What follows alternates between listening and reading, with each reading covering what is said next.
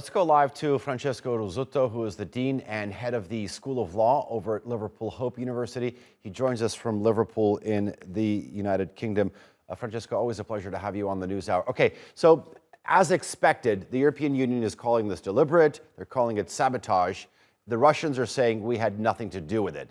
I want to start off by asking you who you think did it, but more importantly, who does this actually benefit? Good morning, everyone. Well, who would have a motive to do it? What is the objective of doing this?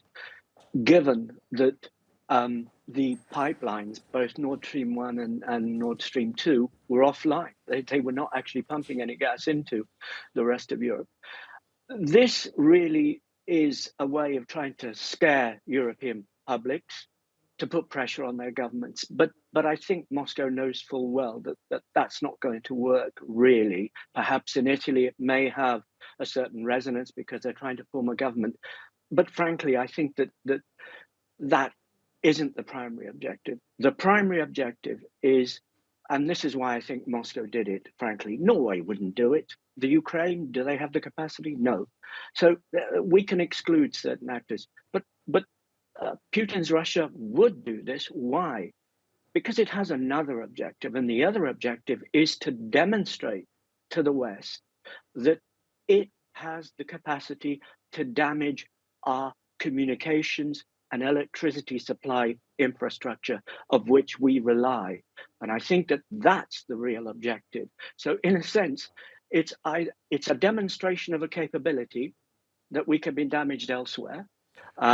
And it's also a way of augmenting, if you like, the scale of the conflict now between Russia and the West, with sort of Ukraine as the game in the middle, if you like. So for me, that's the crux of the matter, really. That Russia is demonstrating its capabilities in other areas. Francesco, and that's what's worrying. At the most basic level, what this tells me is that you're telling me that Russia cannot be depended on as a reliable energy partner.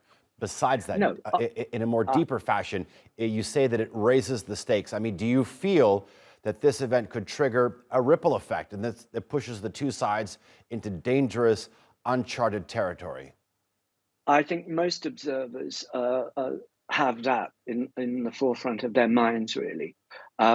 On the other hand, and this may sound a little crazy, there's something else going on today. As you know, Russia is about to annex those 4 territories that it more or less controls. Now, I've always had this view that one needs to take notice under certain circumstances of what Putin says. And if you'll recall, a few weeks ago, he did assure his Chinese and Indian, how can I put it, semi-allies, that the conflict in the Ukraine was going to come to an end. Now, wouldn't this be a good opportunity of actually annexing the provinces? Of course, the second track is to say, well, if you attack us, you're attacking Russia and so on. But actually, the real objective now is to try and negotiate some kind of peace. Notice Moscow said yesterday that this was an act of terrorism. Now, I realize that it's getting into a bit of a Byzantine labyrinth of who said what and what are the real objectives here. But it could have a ripple effect, but I actually think that there's another line of reasoning here. That, you know, we're really getting into the stuff of intelligence and spying and so on, and double and treble speak. But I don't, I think it's a demonstration, but it could also be a signal. You have opened up Pandora's box, and I'm going to roll with you, Francesco. I mean, you say that we have to take into notice what President Putin says. Okay, I understand you. President Putin also said that, any attack on these 4 regions of Ukraine will be considered an attack on Russia. And we're going to do everything we can in terms of protecting our national sovereignty. This brings into play many questions. And I think at the top of those, on the top of that list is tactical nuclear weapons.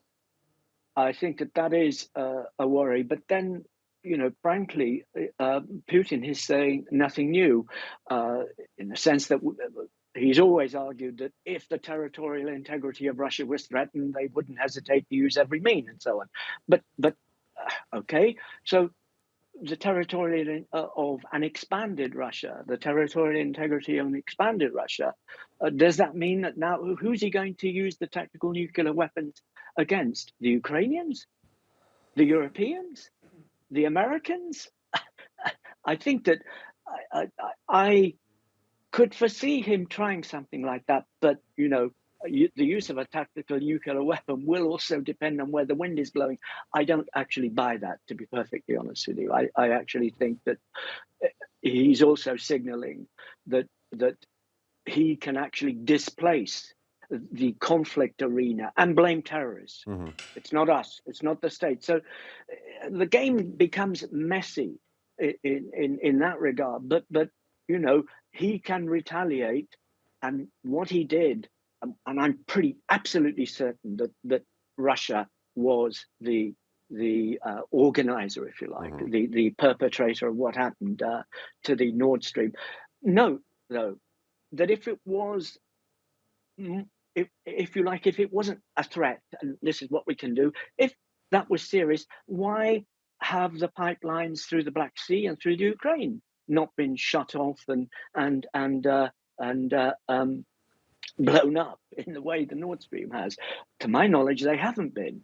So some gas and some pipelines have not been touched, and you would have thought that the pipelines that are not running through the Baltic would have been under serious threat. Mm-hmm. So it's a pretty murky kind of scenario. But I really do not think that Putin, again, I could be completely wrong, I don't think he will use tactical nuclear weapons. I think he's decided that he will retaliate. He will work to try and shore up his position, or protect the territorial integrity of Russia, as if the West really threatened that in the physical sense. Okay. That's what I think this game is about, really. So okay. I wouldn't be surprised if there's an initiative to try and discuss some kind of freezing of the conflict, to be honest with you.